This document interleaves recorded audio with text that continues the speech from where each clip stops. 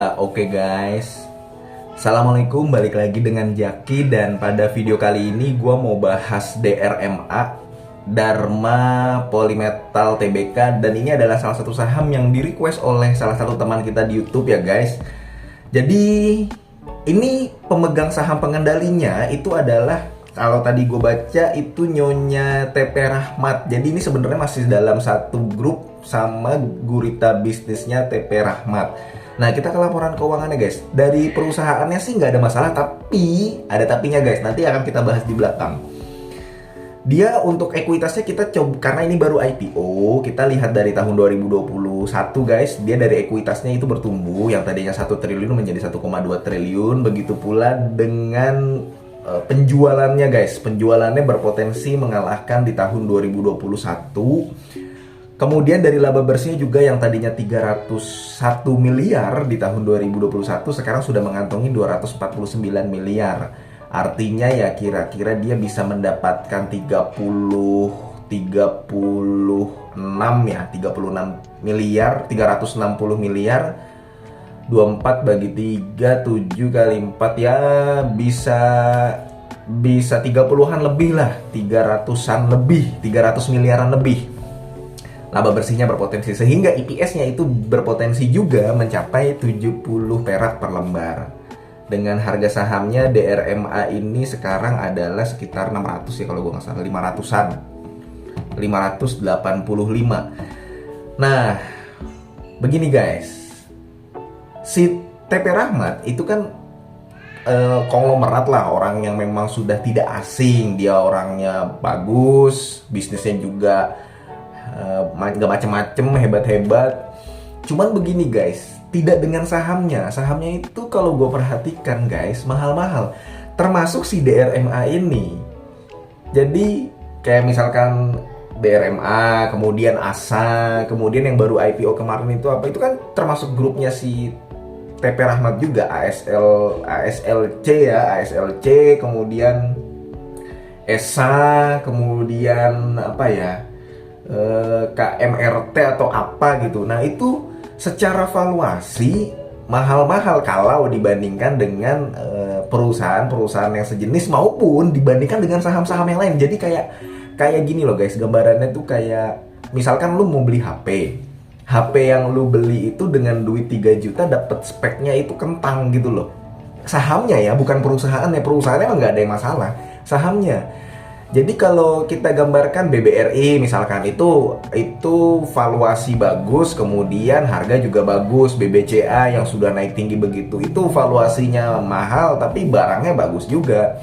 Tapi kalau si grupnya TP Rahmat ini valuasinya mahal, barangnya biasa-biasa aja, nggak istimewa gitu loh. Yang paling istimewa dan sebenarnya nggak bisa dikatakan istimewa, TAPG juga sebenarnya valuasinya nggak murah. Itu kan 1,5 PBV-nya, ya kan? 1,5 itu kalau PBV-nya gue nggak dikasih 1 mungkin gue nggak akan beli. Gue sebenarnya kalau dibandingkan dengan sektor sejenis ya, kemarin ada yang lebih murah, ANJT, kemudian ada Astra Agro Lestari juga murah, kemudian CSRA juga murah.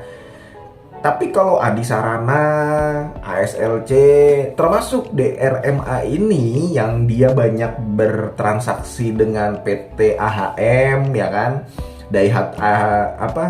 Kemudian dengan Daihatsu juga, banyaklah dengan Toyota Astra Motor, karena dia kan perusahaan DRMA ini pemasok alat-alat underdeal atau part yang dibutuhkan untuk Astra Honda Motor, kemudian Daihatsu Motor dan sebagainya. Jadi sebenarnya bisnisnya aman karena B2B.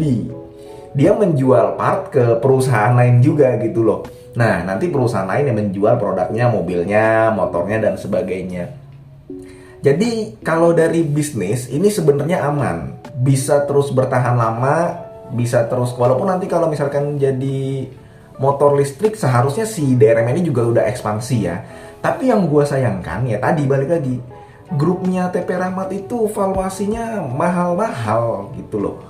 Kalau misalkan dikasih lebih murah aja, ya bagus kan. Coba kalau misalkan dari PBV kita lihat dia mahal.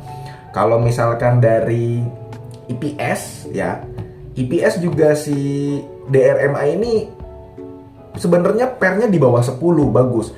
Cuman kita lihat potensi yang dibagikan, dia nggak membagikan dividen yang wah gitu loh. Jadi sahamnya itu kalau misalkan dividennya tidak wah, ya biasanya naiknya juga tidak akan signifikan. Ditambah memang PBV-nya mahal. Perusahaan saham-saham yang PBV-nya mahal itu biasanya membuat investornya tidak tenang. Kalau gue pribadi ya guys ya, kalau lu nggak tahu lah, mungkin lu ada penilaian sendiri. Tapi kalau gue sendiri mengkoleksi saham-saham yang valuasinya mahal, itu nggak tenang. Ketika nanti kinerjanya turun, kinerjanya jatuh, kinerjanya berkurang sedikit saja dari tahun sebelumnya atau dari kuartal sebelumnya, biasanya harga sahamnya itu akan jatuh. Tapi kalau kita membeli saham yang PBV-nya, valuasinya secara per juga murah, jadi kalau misalkan labanya turun atau kinerjanya menurun, ya paling mau turun ke berapa sih gitu. Kayak misalkan INKP, kemudian kayak misalkan, ini nggak sejenis ya, nggak satu sektor, tapi coba kita cari contoh dari saham lain. INKP, ANJT lah katakanlah kemarin. PBV-nya udah 0,3 gitu, tapi labanya turun. Ya sudah, kalau kita nyangkut, ya udahlah.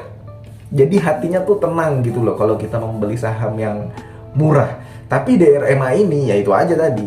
Valuasinya agak mahal, PBV-nya itu sendiri 2,2 gitu loh. Jadi gua belum melihat, ini penilaian pribadi gua sekali lagi guys ya, dan tentunya ini subjektif.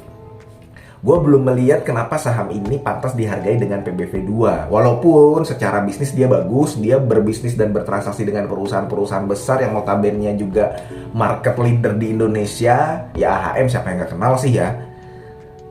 Tapi sahamnya itu valuasinya mahal. Jadi kayak misalkan kita menemukan saham lain, ya mendingan saham lain lah kayak begitu. Sekali lagi guys, ini aja video dari gue, dan tentu saja ini adalah pendapat pribadi, ini adalah subjektif. Mudah-mudahan video ini bermanfaat dan lu sehat selalu sehingga lu bisa terus mencari cuan di pasar modal. Kita juga bisa bertemu di video selanjutnya. Gua akhiri, wassalamualaikum warahmatullahi wabarakatuh.